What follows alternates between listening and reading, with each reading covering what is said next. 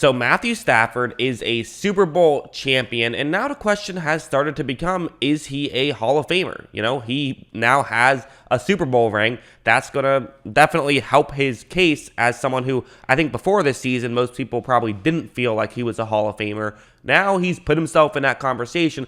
I figured I'd make a video and kind of break down if he should or shouldn't be in the Hall of Fame. So let's look at some numbers. So right here I have some advanced stats and some traditional box stats here. So the top is going to be where he on average ranked in terms of Pro Football Focus grade over the course of his career. This was 13.5 basically. So not super fantastic there. He had a couple of good seasons, one season where he was in the top 5, but for the most part, he kind of floated around top 10 range a little bit and definitely dipped below at times as well.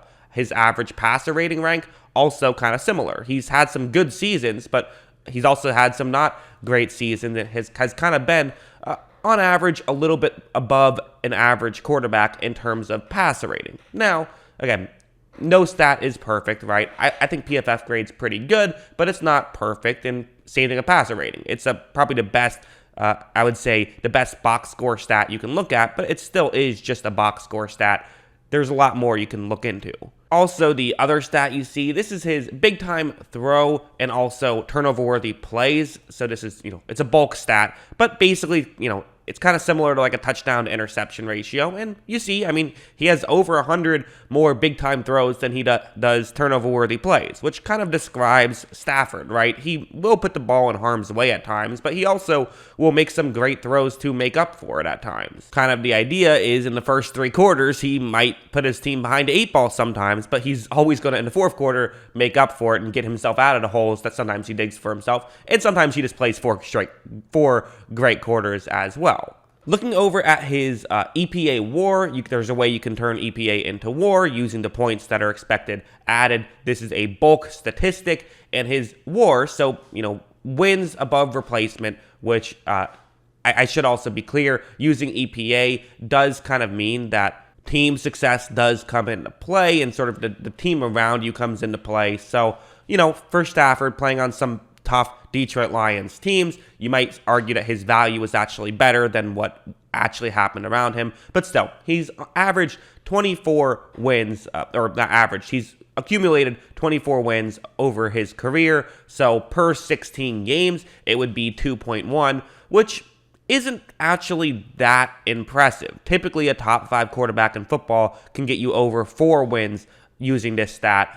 And sort of that tier 2 would get you around 3 wins using this stat, a little bit less than 3. So again, these are good numbers. These are certainly very good numbers, but are they Hall of Fame worthy? I would probably say no. This chart, I think, is one of the biggest things that's going to be working for him is going to be just bulk statistics. So I decided to look at it, and if Matthew Stafford throws the same ratio that he's had his entire career, which maybe is unfair. Maybe he'll have a better ratio now that he's with Sean McVay and with this high-powered Rams offense and throwing to Cooper Kupp and all that stuff. But he's had some great passing yard seasons as well, and early on in his career. But if he keeps that ratio and plays till he's 39, so that means including he plays when he's 39, but doesn't play until he's 40, figured that would be an interesting cutoff because who knows, he could get injured. He doesn't get injured that often, or really, maybe the better way to phrase it is he plays through injuries pretty often. But most players aren't going to play until they're 44, and if he does play until he's 39, he would end up with over 78,000 passing yards, which would be 3rd best in football. Brady is best at 8,400. 520. You also have Drew Brees, who would be ahead. But other than that, Stafford would be 3rd best. And also for touchdowns, he'd have over 500 touchdowns, which would be 5th best. Still a ways to go to catch Brady. So he would have an outside chance at being able to be the all-time passing yards leader when he retires. There's an outside chance there. Worth mentioning, he is behind Matt Ryan in both of these categories. Matt Ryan also still playing. He's also behind Aaron Rodgers. Aaron Rodgers is still playing. So, who knows? However, this is probably what would get him in, is if he does end up, the 3rd best at passing yards leader. Maybe even he plays until he's 41 and is able to be the all-time passing yards leader. Even though obviously a big chunk of that is because of the era he has played in and the fact that, he started his career right when there was that big passing boom, kind of right around 2010, that's definitely something that would help him. And while some people might argue that he got a lot of these statistics kind of in garbage time because the Lions weren't very good, teams would sort of play a more prevent style defense in the fourth quarter.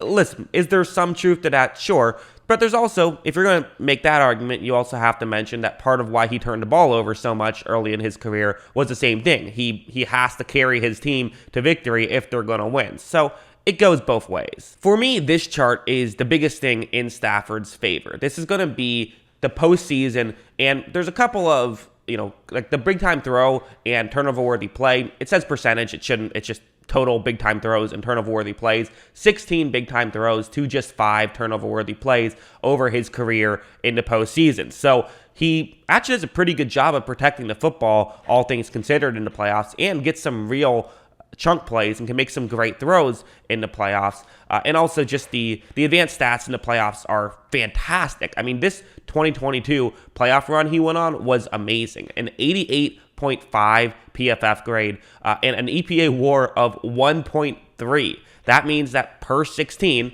if you stretch it out for 16 games, which maybe I should have done 17, but I wanted to keep the stats consistent, over 5 wins. This would be like an all-time great season if he did it. And he did it against the best competition in football.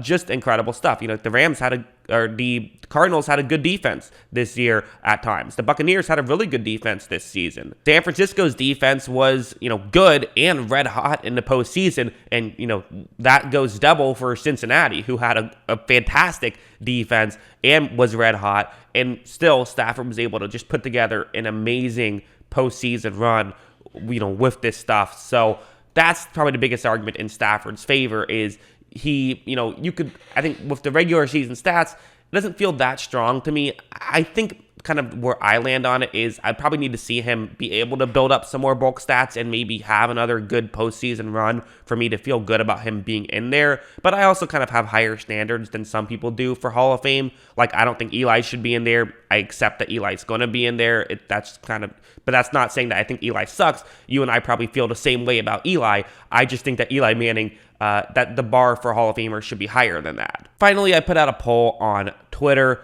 Do you think Stafford belongs in the Hall of Fame? It's still going on currently, but I was interested just to see where my fans were at, and the early results are in that most people feel like it depends on what he does from here on out, which I agree with. I think that's how I would say. I think that he has a chance to be a Hall of Famer. I don't think he's in now. I think if he retires, I would feel pretty strongly he shouldn't be in the Hall of Fame. But he has not retired. He has more years ahead of him. So because of that, I think that he definitely has a chance. And listen, this marriage with him and the Rams certainly worked out. Got him a Super Bowl the first year, and he's not going anywhere. So we'll see if he gets another Super Bowl ring, then he probably is going to be in the Hall of Fame. So that's just kind of how this stuff works. So yeah, that's what I think about it. What do you guys think? Let me know in the comments below. Always love hearing from you. And of course, as always, thanks for watching.